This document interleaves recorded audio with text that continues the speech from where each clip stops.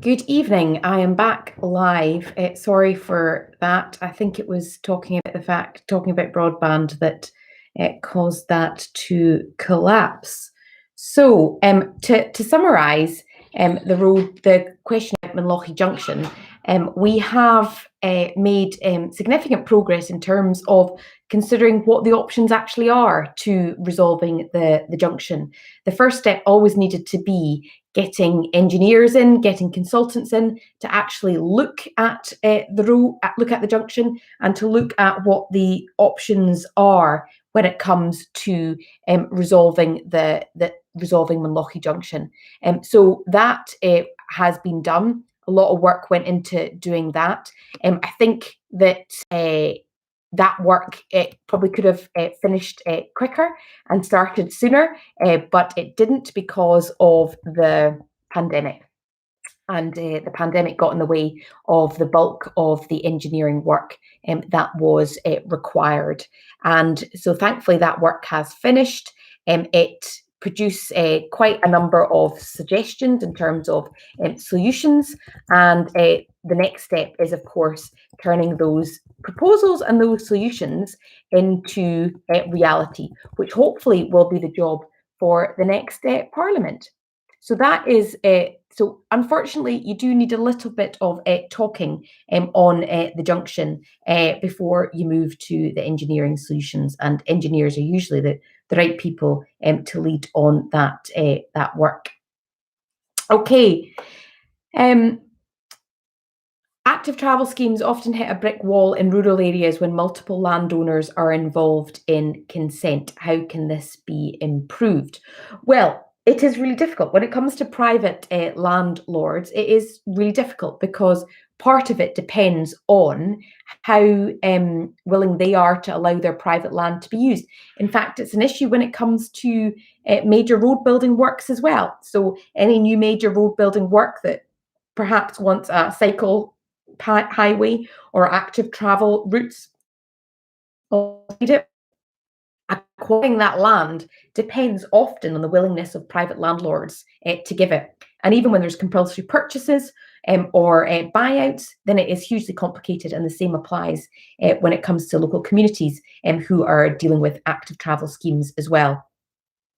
So the key is to try and get landlords on board, and where they're not on board, to be able to use community empowerment legislation. There is, of course, a lot in the community empowerment legislation to give local communities more power over assets and over land in their area. And there's a number of powers there that could be used for a whole host of different initiatives, including active travel. Right, I'm going to take two of the questions that have come in the last short while. How will a Green New Deal have an impact on local communities? It's a good question, and I think my answer to that is that the Green New Deal is about ensuring that our economic prosperity, our economic opportunities, job creation are all linked to our environmental aims and objectives and climate change ambitions and objectives. For too long, it's been seen as the economy versus the environment. And actually, our environmental objectives create lots of economic opportunities as well. If you look at the renewables industry, creating huge amounts of jobs. If you look at Scotland-wide, attracting a lot of businesses who are entrepreneurs who want to set up here, perhaps because of links when it comes to environmentally friendly approaches. So when it comes to local communities, I think it's best captured in the notion of a just transition, that as we transition to basing these economic opportunities on the environmental challenges, we need to make sure that we take people with us and create new work locally. If you take the Highlands, it's a prime example. Back in the 70s and the 80s, when oil was discovered, there was huge work opportunities for people in the Highlands and Islands. In fact, oil kept some of the Highlands and Islands communities going. Now we have got very valuable natural resources on our front doorstep: wind, rain, and tidal. And it's important that the natural assets that are all around us create jobs for local businesses, so that local businesses can be established in Dingwall, in villages in the Black Isle, knowing that they can make a living, and create jobs off the back of our natural resources. So that is just one little example. There are more examples of the impact on local communities, but ultimately it's about creating jobs in the Highlands to keep our population here and to create new opportunities for jobs. There's another question here about the EU. How can we maintain our links to the EU while we are currently not members? Many people feel like this identity has been taken from them against their will and want to maintain a bond with their fellow Europeans. I think it's a great question, and it's part of the reason why so many people were gutted about the removal of the Erasmus programme, for example. The Erasmus programme allowed young people in Scotland to study abroad and to strengthen links with European towns and cities. And it's deeply unfortunate that although Scotland didn't vote for Brexit by a majority, we have still lost access to things like Erasmus. And certainly the Scottish Government and the SNP are looking very actively at how we can find replacements for these things. We can't mitigate all of the worst impacts of Brexit, but we can find ways to try and substitute, not that it will be a perfect substitute, for some of these things that gave us key links with Europe. The other element to this is, of course, freedom of movement and visas. So many Highland hospitality businesses depend on EU labour, on people moving and living in this country and working in this country. And they are really struggling right now, particularly as we come to reopen, that they cannot find the staff that they need. And that freedom of movement and migration and people coming here to work for a while and then going back to their country of origin or vice versa strengthen those links. And I would hate to see those links broken. But again, although the Scottish Government's hands are tied when it comes to visas and immigration, we can still do as much as we can to attract people and to make it as easy as possible for them to come to this country, which is why we've had huge campaign programmes over the last few years to remind European neighbours that we still want to keep our ties with them close. Okay, I'll go back to some of the pre-submitted questions. Roadsides are increasingly filled with litter. Would you support vehicle registration plates being printed onto takeaway products such as drinks to strengthen accountability? That's a very interesting question. And in fact, just as I was leaving the house last night, I bumped into a couple who said they were just talking about local issues, and they were talking about what they saw as a huge increase in litter. And they take young folks out from the school to pick up litter. And there's a huge amount. I would support anything that strengthens accountability, because there are already penalties in place for littering. The difficulty is actually catching people who are doing it and imposing penalties on them in terms of fines. I think it's absolutely outrageous, and I think that every taxpayer should be outraged that money is needed to clean up after their fellow citizens, when all it would take is for their fellow citizens to find a bin and reduce the costs to the taxpayer of somebody having to go and pick up litter. I think it's utterly ridiculous, but you're right that our roads are increasingly filled with litter. And any suggestions like that, I will take away, and I will go and speak to the key powers that be about how we strengthen accountability.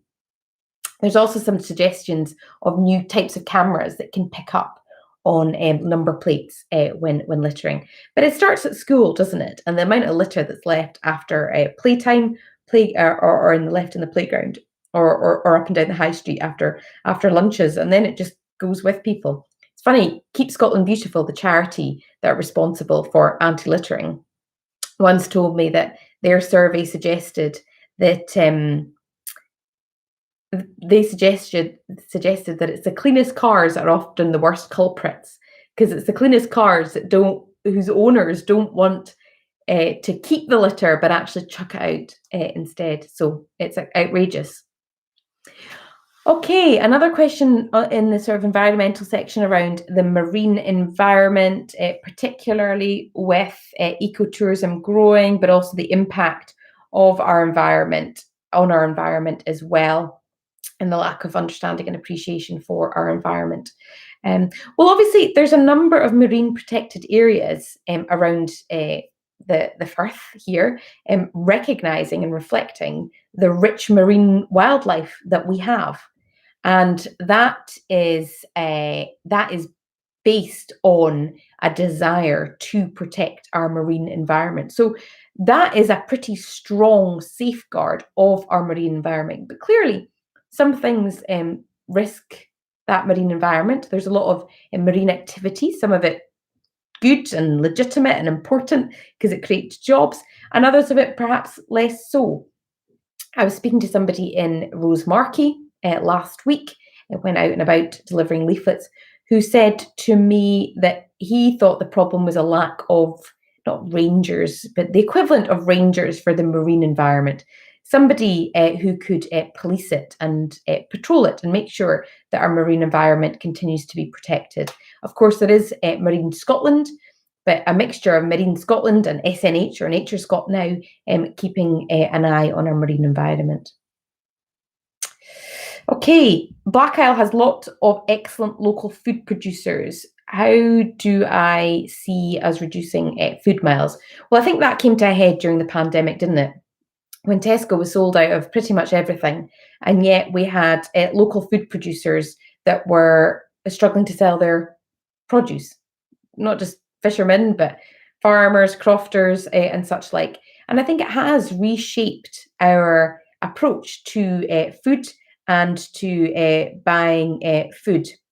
And I think that one of the ways of doing it, uh, um, one of the ways of doing that is to ensure that we raise awareness of how to attract, how to connect people with local food producers. So where they are, do as much advertising as possible, and provide people with a way to access that food. So I think it's partly campaigning and raising awareness of it. It's partly about making it more accessible, or as accessible as possible. And I think lastly, it's a way of trying to get some of the bigger grocery stores to focus on local food producers in their area as well. Okay.